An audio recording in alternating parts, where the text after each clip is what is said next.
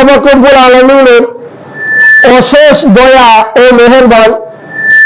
এই ফিতনা ফাসাদের জামানায় আল্লাহ তাআলা আমাদেরকে পছন্দ করেছেন, মায়া করেছেন, মহব্বত করেছেন, আদর করে ভালোবাসা দিয়ে আমাদেরকে সকল প্রকার দুনিয়ার কাজকর্ম থেকে ফারেক করে, অবসর করে, ব্যস্ততা থেকে ফিরিয়ে এনে আল্লাহ তাআলা আমাদেরকে তার ইসলামের দ্বিতীয় নম্বর ভিত্তি যেটা ঈমান আনার পরে যে কাজ, সেই কাজ আমাদেরকে আঞ্জাম দেওয়ার তৌফিক দান করেছেন। সেগুলো বলি আলহামদুলিল্লাহ। প্রিয় মুহতারাম হাজিরিন, প্রিয় ভাইয়েরা আমার, আজকের আলোচ্য বিষয় হলো কোরআন এবং সুন্নাহ, ইসলামের মধ্যে, শরীয়তের মধ্যে দান সৎকার গুরুত্ব কি, দান করার ফজিলত সম্পর্কে আজকে আলোচনা করার চেষ্টা করব ইনশাআল্লাহ। তো দান করার আগে আমরা একটি কথা ভালোভাবে বুঝে নিই। আল্লাহ তাআলা আমাদেরকে যে সমস্ত ধন দৌলত সম্পদের মালিক বানিয়ে দিয়েছেন, আমরা এই সকল সম্পত্তির মালিক কিনা? কথা বলেন, মালিক কিনা? আল্লাহ। আমরা নিজেদেরকে অবশ্যই দাবি করি, যেহেতু দুনিয়ার একটি সিস্টেম অনুযায়ী, প্রথা অনুযায়ী, যাতে করে দুনিয়ার ভিতরে মানুষ চলাচলের ক্ষেত্রে, মানুষ বসবাস করার ক্ষেত্রে যাতে করে সমস্যা, বিশৃঙ্খলা সৃষ্টি না হয়, এই জন্য আল্লাহ তাআলা মানুষদের মধ্যে একটা প্রক্রিয়া, একটি ধারা, যে সূত্র তৈরি করে দিয়েছেন যে যার কাছে জমি থাকবে ওই জায়গাটা তার নামে। এই জন্য যা যা কিছু প্রয়োজন, কোর্ট কাছারি, আদালত, ম্যাজিস্ট্রেট, উকিল, সবকিছু আল্লাহ তাআলা জারি করে দিয়েছেন, সিস্টেম করে দিয়েছেন। তো ভাই, প্রকৃত মালিক তিনি তো আল্লাহ। কি বলেন? সমস্ত পৃথিবীতে যত সম্পদ আছে, এই সকল সম্পত্তির প্রকৃত মালিক কে? আল্লাহ। তো আমাদেরকে আল্লাহ তাআলা এগুলো দিয়েছেন নানান কারণে। আমরা আল্লাহ তাআলার ইবাদত করব, পাশাপাশি এগুলোর মাধ্যমে আমরা জীবিকা নির্বাহ করব, উপার্জন করব হালাল পন্থায়। এরপরে যখন আমরা আল্লাহ তাআলার ইবাদত বندگی করতে গিয়ে আমরা ক্লান্ত হয়ে যাব, শরীর ভেঙে যাবে, অক্লান্ত পরিশ্রম হয় আল্লাহ তাআলার ইবাদত করতে, তখন আমি আমার নামে যে আল্লাহ তাআলা আমাদেরকে জমি দান করেছেন, আমি পেলাম আমার বাপ থেকে, আমার বাপ আমার দাদা থেকে, ওনার দাদা তার বাপ থেকে, এরকম ভাবে পর্যায়ক্রমে সূত্রধার আসতেছে, ঠিক না ভাই? তো এগুলো কিন্তু আল্লাহ তাআলা একটা নিয়ামত, ধন সম্পদ। তো যাদের ধন সম্পদ নাই তাদেরকে বলা হয় গরিব, ঠিক না ভাই? গরিব, মিসকিন, এতিম, অসহায় আমরা বলে থাকি। যাদেরকে আল্লাহ তাআলা সম্পদ দান করেছেন, এই সম্পদ যে দান করেছেন এটা কিন্তু সবচেয়ে বড় একটি নিয়ামত তার জন্য আল্লাহ তাআলার পক্ষ থেকে। এই নিয়ামতের শুকর নানাভাবে, নানা তরিকায়, নানা পদ্ধতিতে আমরা আদায় করি, এবং সেই সাথে কোরআন এবং সুন্নাহ এটা বলে দিয়েছে তুমি তোমার সম্পদ থেকে যাকাত দিতে হবে, গরিবদের হক দিতে হবে, আত্মীয়স্বজনদের হক আদায় করতে হবে। কোরআন আমাদেরকে সেই বিষয়ে স্পষ্টভাবে জানিয়ে দিয়েছেন। তো আল্লাহ তাআলা কোরআন কারীমের মধ্যে ইরশাদ করছেন, والذين في أموالهم حق معلوم للسائل والمحروم। এই আয়াতে আল্লাহ পাক রব্বুল আলামিন বলতেছেন তাদের অংশের মধ্যে নির্ধারিত, নির্দিষ্ট একটি অংশ রয়েছে তাদের জন্য, লিসাইল, যারা ভিক্ষুক, যারা হাত পাতে, যারা মানুষের দুয়ারে দুয়ারে, দাঁড়ে দাঁড়ে গিয়ে চায়, এদেরকে বলা হয় সাইল, ভিক্ষুক। ওয়াল মাহরুম, আর যারা বঞ্চিত, সমাজের মধ্যে অনেক লোক রয়েছে যারা বঞ্চিত আছে না ভাই, অভাবগ্রস্ত, অভাব অনটনায় তার দিন কাটছে, দিন যাচ্ছে, লজ্জায়, চোখের লজ্জায় মানুষদের কাছে সে চাইতে পারে না, লজ্জার কারণে। তো এদের জন্য যারা ধনবান, যাদেরকে আল্লাহ তাআলা ধন দৌলত সম্পদ দান করেছেন, জায়গা জমি, তাদের একটি অংশ তাদের জন্য আল্লাহ তাআলা নির্ধারণ করে দিয়েছেন। ধনীদের পক্ষ থেকে গরিবদেরকে দিবে একটি অংশ। যারা ভিক্ষুক আর যারা চায় না, কষ্ট করে জীবন যাপন অতিবাহিত করতেছে, এদের একটি অংশ ধনীদের মধ্যে রয়েছে। ধনীরা তাদেরকে এই গরিবদের প্রাপ্য, গরিবদের হক বুঝিয়ে দেবে, ঠিক কিনা? এটা আল্লাহ তাআলা কোরআনুল কারীমের মধ্যে বলছেন। এখন সূরাতুল মুনাফিকুন 28 নম্বর পারা 14 নম্বর পৃষ্ঠায় এখানে আল্লাহ পাক রব্বুল আলামিন বলতেছেন, মানুষ এখন দান করবে, দানের সময়কাল কোন পর্যন্ত? মারা যাওয়ার পরে কি দান করা যাবে?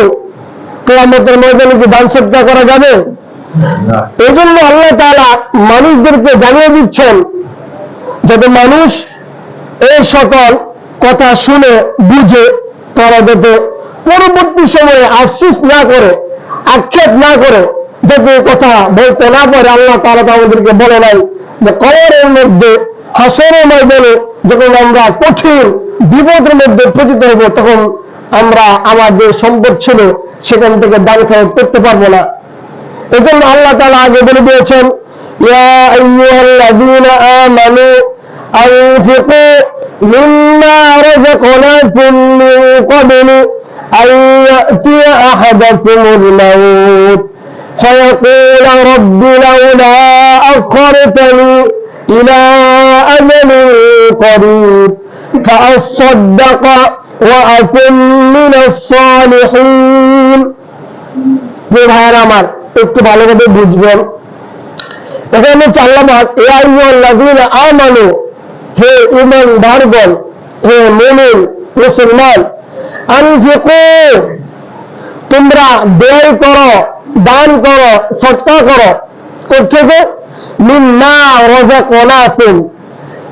আল্লাহ পাক বলতেছেন, যে সকল নিয়ামত, যে সকল রিজিক, যে সকল ধন দৌলত সম্পদ আমি তোমাদেরকে দান করেছি, সেখান থেকে তোমরা ব্যয় করবে, দান করবে। এখন কিছুক্ষণ আগে আপনি কিন্তু বলছেন সব সম্পত্তির মালিককে, প্রকৃত মালিককে আল্লাহ। আল্লাহ তাআলা যদি চান সেকেন্ডের মধ্যে সম্পদ আপনার ছিনিয়ে নিতে পারেন, ঠিক কিনা? আবার চাইলে আবার প্রচুর পরিমাণ ধন দৌলতের অধিকারী আপনাকে আল্লাহ তাআলা বানিয়ে দিতে পারেন, ঠিক আছে না ভাই? তো বলতেছে আল্লাহ তাআলা যে তোমরা সম্পদ বের করো, যে সকল নিয়ামত, যে সকল রিজিক, যে সকল ধন দৌলত আমি তোমাদেরকে দান করেছি সেখান থেকে। এখন প্রশ্ন হলো, কখন দান করব? এটা আল্লাহ পাক বলছেন, মিন ক্বাবলি আইয়াতিয়া আহাদাকুমুল মাউত, তোমাদের কাছে মৃত্যু চলে আসার পূর্বেই। মিন ক্বাবলি আইয়াতিয়া আহাদাকুমুল মাউত, মৃত্যু তোমাদের কাছে আসার পূর্বে তোমাদেরকে কি করতে হবে ভাই? দান সদকা এগুলো করতে হবে। এখন কেউ যদি মৃত্যু আসার পূর্বে জীবনের শুরু থেকে নিয়ে মৃত্যু পর্যন্ত সে কখনো দান সদকা করে নাই, তখন এই ব্যক্তি কি বলবে? আল্লাহ তাআলা সেটা বলে দিচ্ছেন, ফায়াকুলা রাব্বি লাউলা আখখারতানি ইলা আজালিন করিব।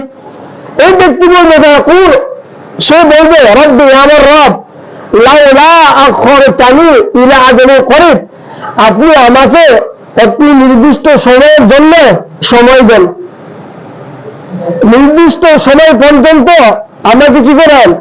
সময় দেন। আল্লাহ তাআলার কাছে সে সময় চাইবে, যখন মৃত্যু চলে আসবে। সে তো দান সদকা করে জীবনে আল্লাহ পাক সম্পদ দিচ্ছে আর সে খাইছে। সমাজের উন্নতি, রাষ্ট্রের উন্নতি, সমাজ কল্যাণ, মসজিদ, মাদ্রাসা, মাহফিল, দ্বীনি বিভিন্ন খাতে সে দান সদকা করে নাই। তখন আল্লাহ তাআলা কি এরপরে লোক কি বলবে, ফাআসাদদাকা ওয়া আকুম মিনাস সালিহিন। সে তো এখন আল্লাহ তাআলার কাছে কি চাইছে, নির্ধারিত সময় পর্যন্ত আল্লাহ তাআলার কাছে সে আবেদন করছে, দরখাস্ত করছে, সময় দেন। কেন, কি করবে, সে করবে কি, ফাআসাদদাকা ওয়া আকুম মিনাস সালিহিন। এখন সে তার মনের ভিতরে ইচ্ছা জাগছে, সে এখন দান করবে, সদকা করবে এবং সৎ লোকদের অন্তর্ভুক্ত হয়ে যাবে। তাহলে দান সদকার সময় কি, মৃত্যু আসার পূর্বে দান সদকা করতে হবে। এরপর যদি মৃত্যু চলে আসে, তখন যদি আপনি আল্লাহ তাআলাকে বলেন যে আল্লাহ আপনি আমাকে নির্ধারিত একটি সময় পর্যন্ত, অমুক সীমা পর্যন্ত, 1 ঘন্টা 2 ঘন্টা, 1 দিন 2 দিন, 1 বছর 2 বছর হায়াত দেন, তোর কিন্তু আল্লাহ তাআলা এই সুযোগটা আপনাকে দিবে না, দিবে। কারণ লিকুল্লি উম্মাতিন আজাল ইযা জাআ আজালুহুম ফালা ইস্তাখিরুনা সাআতান ওয়া লা ইস্তাকদিমুন।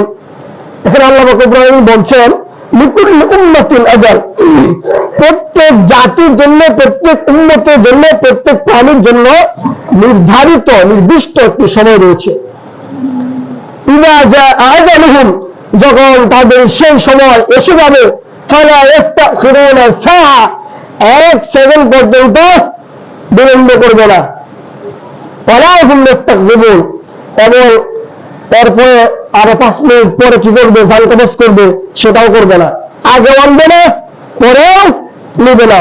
যে সময় তার মৃত্যু লেখা, মৃত্যুর সময় অবধারিত, ওই সময় তাকে চলে যেতে হবে। এই জন্য এটা কিন্তু আল্লাহ তাআলা বলে দিয়েছেন। অতএব আপনাদেরকে ভালোভাবে বুঝতে হবে বিধানগুলা, যে আল্লাহ তাআলা আমাদেরকে বলে নাই, ভালোভাবে কোরআনে তো বলে নাই। এরপরে আল্লাহ পাক রব্বুল আলামিন সূরাতুল বাকারা 3 নম্বর পারা 75 নম্বর পৃষ্ঠায় বলছেন, ইয়া আইয়ুহাল্লাযীনা আমানু আনফিকু মিম্মা রাযাকনাকুম মিন ক্বাবলি আইয়াতিয়া ইয়াউমুন লা বাইউন ফীহি। হে ঈমানদারগণ, তোমরা ব্যয় করো, আল্লাহর রাস্তায় দান করো, সদকা করো, যে সকল সম্পদ, যে সকল নিয়ামত আমি তোমাদেরকে দান করেছি সেখান থেকে। কখন, মিন ক্বাবলি আইয়াতিয়া ইয়াউমুন, এমন দিন আসার পূর্বে, এমন সময় আসার পূর্বে, লা বাইউন ফীহি, যেই দিনে, যেই সময়ে কোন ক্রয় বিক্রয় লেনদেন চলবে না। কথা বলতে পারছি ভাই? লা বাইউন ফীহি, এমন দিন আসার পূর্বে তোমাদেরকে দান খরচ করতে হবে, যেই দিন কোন ক্রয় বিক্রয় চলবে না। ভাই কথা বলতে পারলাম? তো কোরআনুল কারীমের 2টি আয়াত, সূরা বাকারা এবং সূরা মুনাফিকুর 2টি আয়াত আপনাদেরকে পেশ করলাম। এরপরে দানের ফজিলত সংক্রান্ত হাদিস আছে একাধিক। আমি মোটামুটি ভাবে 14টি হাদিস আমি আপনাদের সম্মুখে পেশ করব, বর্ণনা করব, যাতে করে আপনারা বুঝতে পারেন দান করলে কি লাভ হবে। কি ভাই জানার দরকার আছে না? যখন কোনো ব্যবসা নেই, বা অনেকে যারা এখানে ব্যবসা বাণিজ্য করেন, অনেক বিজনেস করেন, নানা রকম বিজনেসম্যান উপস্থিত আছেন, সর্বপ্রথম আমরা লক্ষ্য করি এই বিজনেস করলে লাভ কি হবে, কত পার্সেন্ট লাভ, ঠিক না ভাই? আমরা লাভ পাওয়ার আশা করি না, না লস হবে। আগে লাভটা আমরা লক্ষ্য করি, দেখি যদি লাভের হারটা একটু বেশি পরিমাণ হয়, তখন আমরা না এই ব্যবসাটা করা যাবে, এটা আমার জন্য পারফেক্ট হবে, মুনাসিব হবে, ভালো হবে। আর যদি না লাভ কম, না এটা চলবে না, ঠিক না ভাই? তো যখন আমরা লাভ জানি, তখন আমরা ওই কাজটা করতে আমরা কি করি ভাই, আগ্রহ বোধ করি, ঠিক না? অগ্রসরের সামনে এটা করা যাবে, বিজনেসটা করা যাবে, ভালো হবে। তো এই জন্য যখন আমরা আল্লাহর রাস্তায় দান করলে, সদকা করলে, ব্যয় করলে কি লাভ হবে, এগুলো আমরা যখন আমরা জানতে পারবো, তখন আমাদের আত্মতৃপ্তি লাভ হবে। তখন আমরা বেশি বেশি দান খয়রাত করতে নিজেদেরকে প্রস্তুত করব, ঠিক না ভাই? এরপরে কোরআনুল কারীমের মধ্যে আল্লাহ তাআলা বলছেন, যারা প্রকাশ্য দান করবে, এরপরে যারা গোপনে দান করবে, এরপরে দানের দৃষ্টান্ত আল্লাহ তাআলা পেশ করছে। এগুলো আমি আপনাদের সম্মুখে একে একে পেশ করছি। আল্লাযীনা ইউনফিকুনা আমওয়ালাহুম বিল-লাইলি ওয়ান-নাহারি সিররান ওয়া আলানিয়া ফালাহুম আজরুহুম ইনদা রাব্বিহিম ওয়ালা খাউফুন আলাইহিম ওয়ালা হুম ইয়াহজানুন।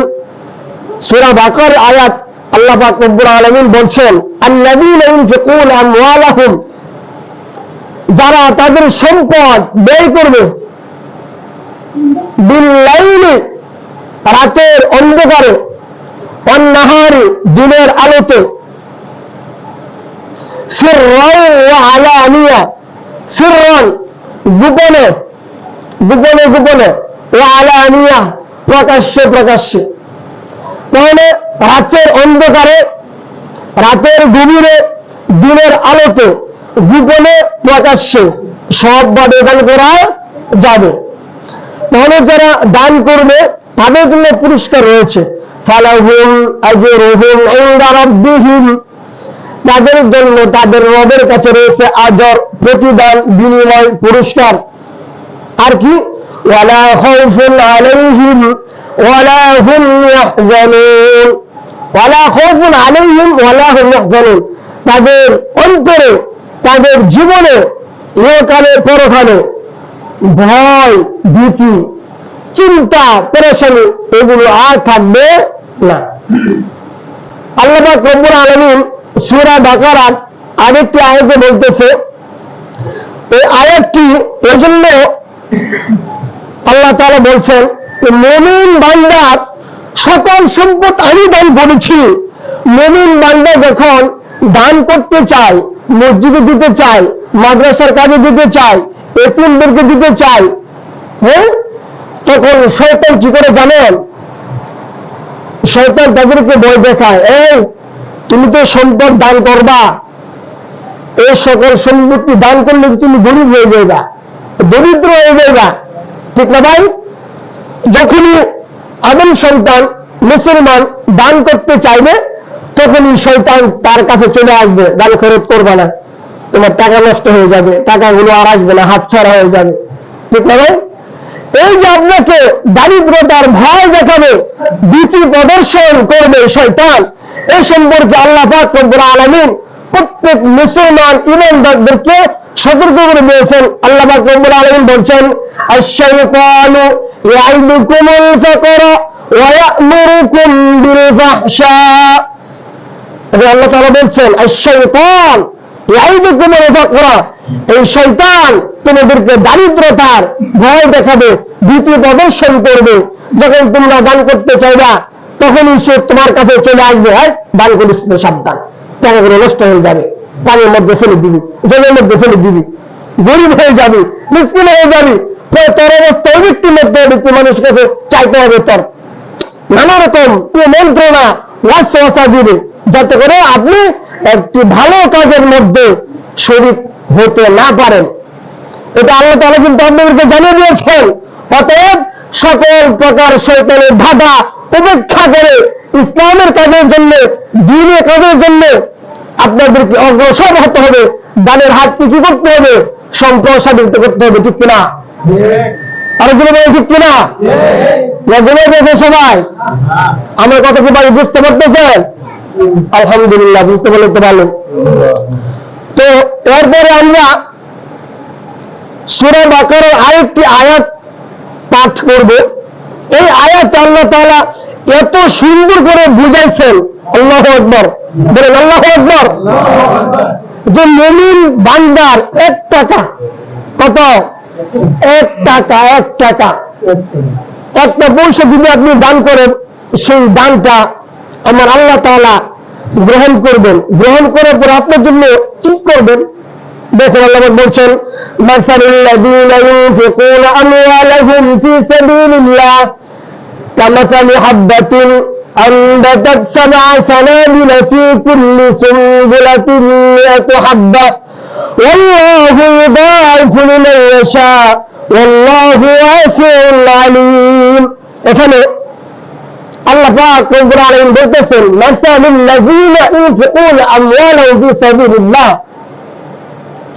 ওই সমস্ত লোকদের দৃষ্টান্ত যারা আল্লাহ পাক রব্বুল আলামিনের রাস্তায় দান করে। এই দানের উপমা কেমন? কামাসালি হাব্বাতিন, একটি শস্য দানার মতো, একটি বীজের মতো, আনবাতাত সাবআ সানাবিলা, যে একটি বীজ শস্য দানা 7টি শীষ উৎপন্ন করেছে। 7টি শীষ উৎপন্ন করেছে। দানা কয়টা ছিল? একটা। আনবাতাত সাবআ সানাবিলা, 7টা শীষ উৎপন্ন করেছে একটা। ফি কুল্লি সুনবুলাতিন মিআতু হাব্বা, 7টা শীষ উৎপন্ন করার পরে এক একটা শীষের ভিতরে, ফি কুল্লি সুনবুলাতিন, এক একটা শীষের ভিতরে মিআতু হাব্বা, 100টি বীজ রয়েছে, 100টি দানা রয়েছে। সুবহানাল্লাহ বলবেন না? বীজ জন্য আপনার এখনো, আপনি একটা বীজ, ধরেন একটা ধানের বীজ নিক্ষেপ করেছেন, একটা থেকে কত? 7, এক থেকে কত ভাই? 7, 7টা ডালপালা হয়েছে, 7টা শীষ হয়েছে। এই 7টা শীষের প্রত্যেকটার মধ্যে 100 করে। তো আল্লাহ তাআলা আপনাকে একের মধ্যে কত দিল? কত বলেন? 0 বলেন না 700, একের মধ্যে কত বলেন? 700 বলেন। এটা বলতে কষ্ট লাগবে নাকি?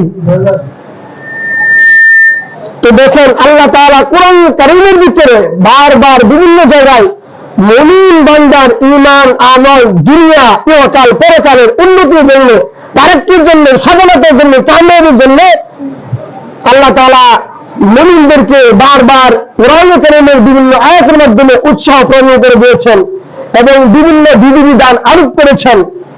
ঠিক না ভাই? এই এতক্ষণ আপনারা শুনলেন কোরআন কারীম থেকে বিভিন্ন আয়াতে কারিমার অনুবাদ, যেগুলোর মাধ্যমে আমি আপনাদেরকে কথা বুঝাইতে চাইলাম দান করার ফজিলত কি, গুরুত্ব কি, সময়সীমা কি। ঠিক কিনা ভাই? এগুলো তো আপনারা সকলে বুঝতে পারছেন না? এবার দান করলে একটা লাভ, কোরআন কারীমের একটা আয়াত দিয়ে আপনাদেরকে বুঝিয়ে ফেললাম। একেতে কত? 700, একে কত? 700।